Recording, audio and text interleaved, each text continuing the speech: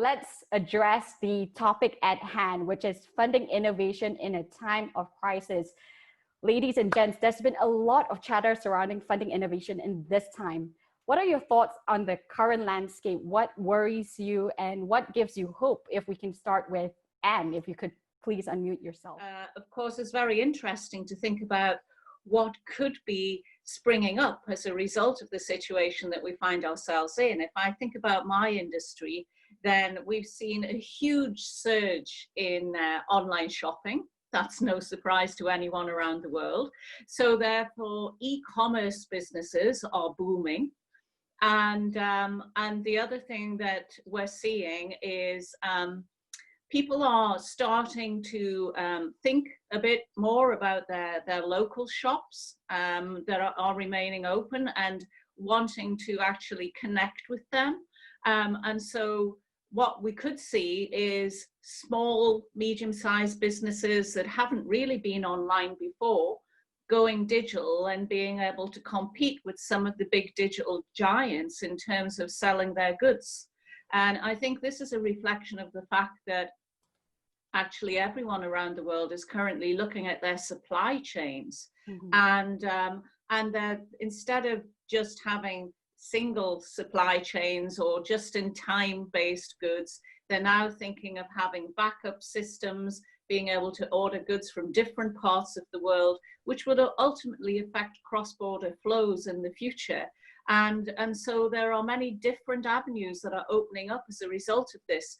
Fragmented supply chains could be very good for women founders because it could give them a toehold in the water to actually enter a marketplace that they were locked out of before. So that gives me hope for the future. I think in this day and age of a major disruption, venture capital is obviously at the forefront of a potential solution to this. When the previous disruptions occurred in 2008 and 2000, it obviously became quite difficult for new venture funds to raise capital. It also was especially difficult for first-time funds to raise their capital as investors were focusing on their own core franchises, their own core groups, and to a certain extent, it made it difficult for new groups to emerge.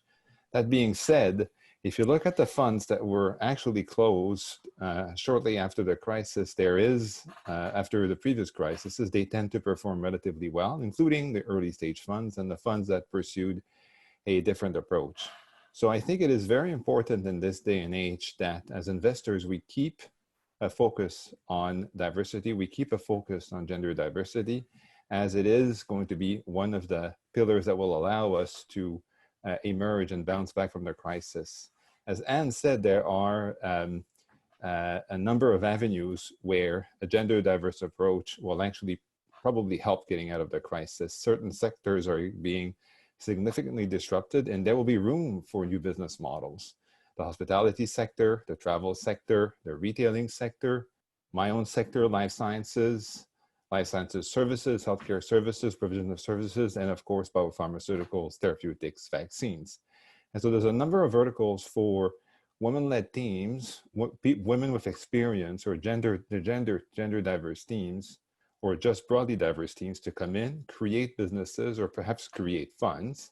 It's important that for us as investors in funds that we also keep in mind the importance to be open-minded with regards to those new approaches, and that we are able to steward some capital towards those new initiatives. So venture is, I think, part of the solution. As a matter of fact, the reason why we can still work from a distance is thanks to the efforts of previously venture-backed businesses. Many of the new vaccines and therapeutics being developed come out of pharma or come out of initiatives that were previously financed by venture. So while it is very difficult now, and it's definitely a major sanitary, health, and human and economic crisis, getting out of it and using will require that we are open-minded with regards to new approaches, including gender diversity.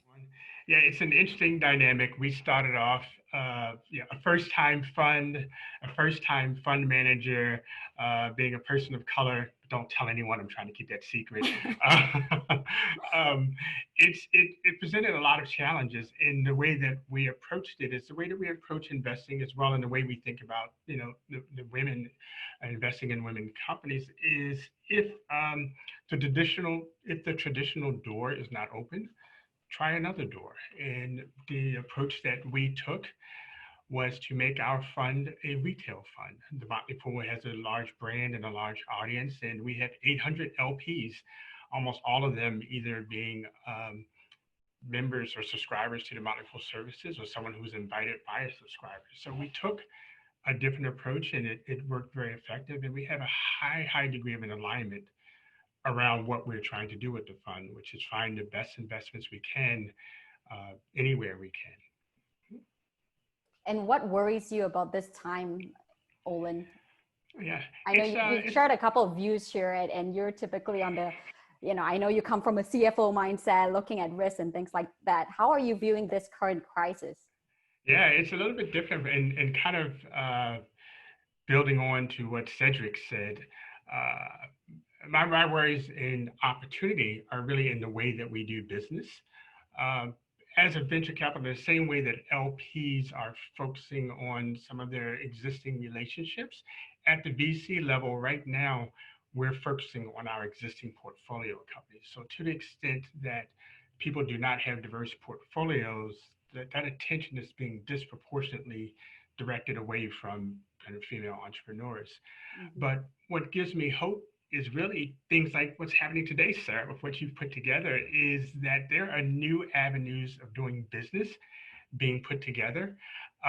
3 months from now, I don't know how aware I would have found myself in a room with people like Stéphanie and Anne and Cédric and the audience there, 73 people. This is an amazing opportunity to break down some of the barriers of the old network and build new ones. The technology is agnostic. It's really up to us to form new pathways for getting deals done. Just really quickly, we just did our very first deal 100% virtual, where we never met the entrepreneur in person. It was one of the largest checks we've written. And so that's just kind of a pathway. It was a female founder, and it's a new pathways that we're exploring to do business in ways that we had not done them before. And that's exciting. I think some of our peers have stopped their investment, but I'm glad to say that we have continued our investments during the crisis. One in a company called Spareka, that's a self-repair platform for electrical goods, mm-hmm. and one in Similight, offering solutions for self-consumption for optimization of solar energy production and consumption. So we have continued our investment. But I have to say that it's very hard for some of our portfolio companies, mm-hmm. because they have lost their revenues for 2 months, and it will be more. Like in businesses like electric scooters for City Scoot, or building renovation like Alteria, which has faced the complete suspension of their works. It's very difficult, and we support them in reviewing their strategy, their commercial plan, their financing. I have to admit that we have a few months delay in the business plans, but we do not have real reconsideration of the businesses that we have invested in. The thing is, for us, for Demeter, we have 1 billion euros under management, and we only invest in green solutions, like energy efficiency, sustainable mobility, renewable energy, sustainable agriculture. So these are sectors that are more resilient than standard sectors during the crisis, because they are more sustainable. And it has been proven that ESG funds focused on environment, diversity, social governance, they are more resilient and attract an increasing number of investors.